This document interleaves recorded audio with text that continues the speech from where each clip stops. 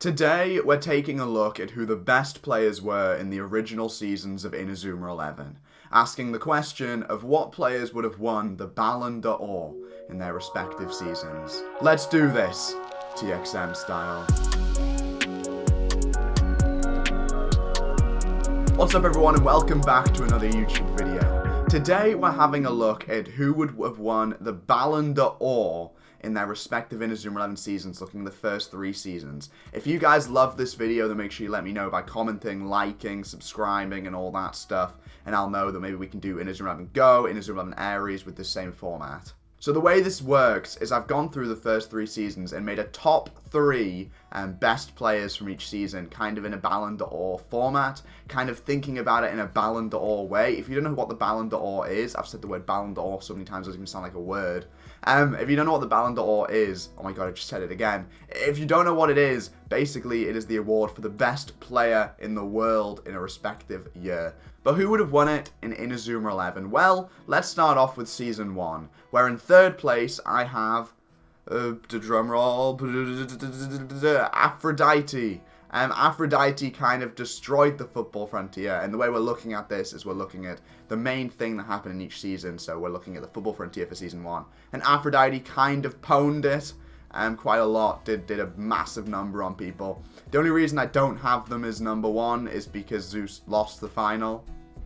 The only reason, that logic will not apply, by the way, to the rest of the seasons. Just kind of, there were a lot of good players in the football frontier, and so choosing a top 3 was kind of like, well, Aphrodite sure may have the most impressive numbers, potentially, but he lost the final, so you could argue other players were better than him. It's a weird one, but I have him at number 3. He could be number 1, he could be number 2. I'm not. The order of Season 1's a bit all over the place. This is just my instinct, I guess. But number 2, we have Axel Blaze. Axel Blaze obviously was the main striker of the Football Frontier winning team. He scored a lot of goals because he was basically the only person who scored goals for Raimon. So he scored a lot of them. And on top of that, he scored all 4 winning goals against Zeus because he scored the obviously with Twin Boost F, and he scored with Final Tornado.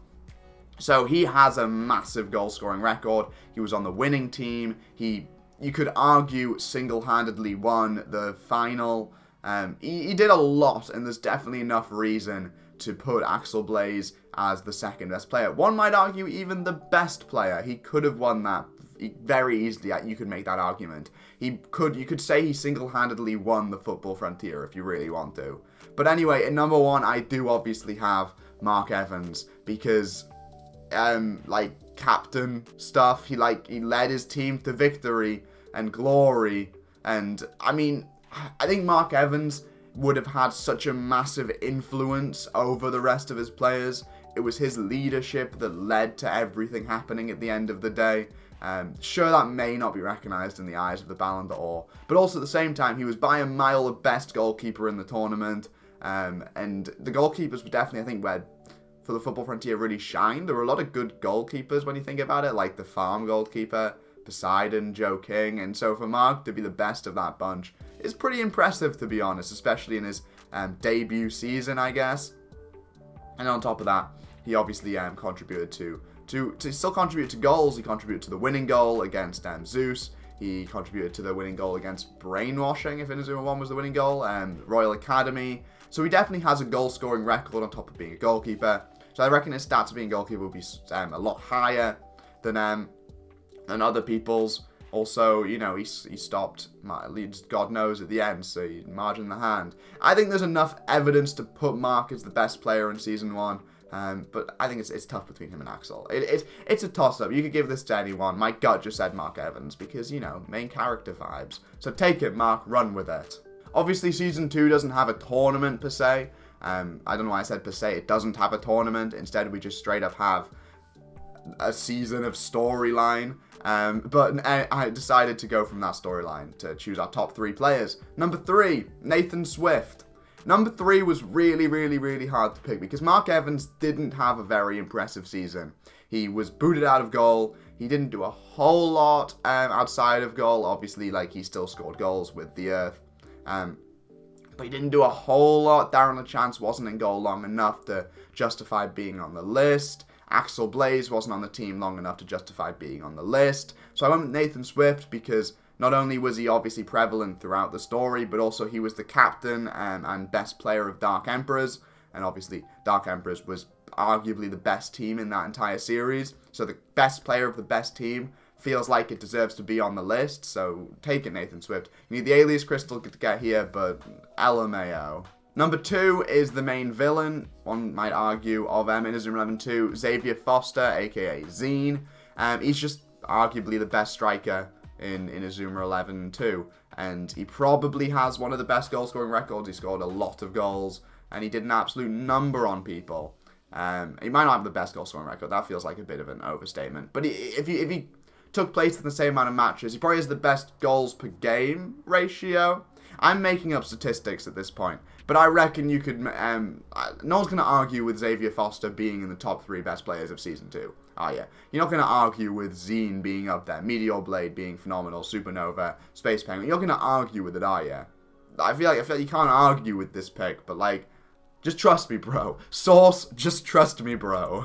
And the best player in Season 2 is, I feel like, quite obviously, Sean Frost. Sean Frost can play defender, he can play forward, he could probably play midfield if he bloody wanted to. He could probably be in goal if he wanted to. But he's also the best defender Raimon has, arguably, and the best forward Raimon has. Raimon could make an argument and say it's the best team in the season. Obviously, I said Dark Emperors were the best team before, but it's 50-50. And so you could argue best player, best team deserves to be number 1. And Sean Frost definitely put a number. He probably has the best goal scoring record in terms of just sheer amount of goals. He was Raimon's basically only source of goals for a while. He is pretty phenomenal. Overall, has amazing moves: Eternal Blizzard, Legendary Wolf, Land of Ice. You can't really scoff at Sean Frost, and I feel like you can't really argue him being number 1. And finally, Season 3. Season 3 was quite tough to pick, because obviously there are a lot of good players, so picking the best 3 was a bit tough. But at number 3, I have Axel Blaze. He is the only Inazuma Japan representative on this list, so yeah, Mark Evans didn't make it. Lol. But Axel Blaze he's good. He is a good player. He scores a lot of goals. Grand Fire, Fireball Screw, Fireball Storm. He scores the winning goal in the final match. Obviously, he was on the winning team. Arguably the best player on the winning team. There are a lot of, good things about Axel Blaze. But when looking at how many goals he actually scored, he didn't score a buttload ton. Because obviously Raimon has a lot of other good strikers, so kind of it all balances out, and he's kind of just in there with the bunch, so it's kind of tough to say he's the absolute ultimate standout Season 3 player. And so I only have a number 3. That might be a bit controversial and a bit weird and considered a bit bad, but oh well. And number 2, I have Mac Rabingo. Brazil, the Kingdom, were the only team to go unbeaten in the preliminaries and just win all their matches or whatever. And I feel like Mac Rabingo would be a massive part of that. He is a great, amazing player, as we know. And obviously he put up an amazing performance in the FFI before losing out to the winning team. And so I feel like he deserves to be on this list. He smashed it, and well done, mate. I don't have a whole lot to say about Rabingo, but I feel like the fact that Brazil basically won all their matches before in Inazuma Japan, definitely, I think that's enough reason to justify it. And at number 1, I have Hectorlio from Little Gigantes. Not only did Little Gigantes pound Italy, but they also put up a massive fight against the winning team. Almost said Raimon. Inazuma Japan, Hectorlio was an amazing goalkeeper, as well as being an amazing striker. So I feel like he deserves to be on this list and be number 1. He is arguably the best player in Season 3. My question with Hectorlio is I don't know whether or not he would have had enough time in the spotlight, because obviously Little Gigantes didn't do amazing in their group. Don't know whether or not he would have had enough time in the spotlight to justify being number 1. But I'm going to say yes, because I don't know who else would be number 1. Potentially Axel at a push. I can't imagine Mac Rabingo would be number 1, despite how... I feel like... Who do you reckon is the golden boot of the FFI? My guess would be Mac Rabingo, actually, when you think about it. Because surely he would have scored a lot of goals in the group stage. I wonder. Different video. But yeah, Hectorlio, I think, deserves to be number 1 because he played in the final. It feels weird putting a player who only got to the semi-finals as number 1, so I feel like I've got to go. But you were in the finals, number 1. I don't know, maybe my logic's a bit busted, but that is my guess for who I reckon would win the Ballon d'Or in the first 3 seasons of Inazuma 11.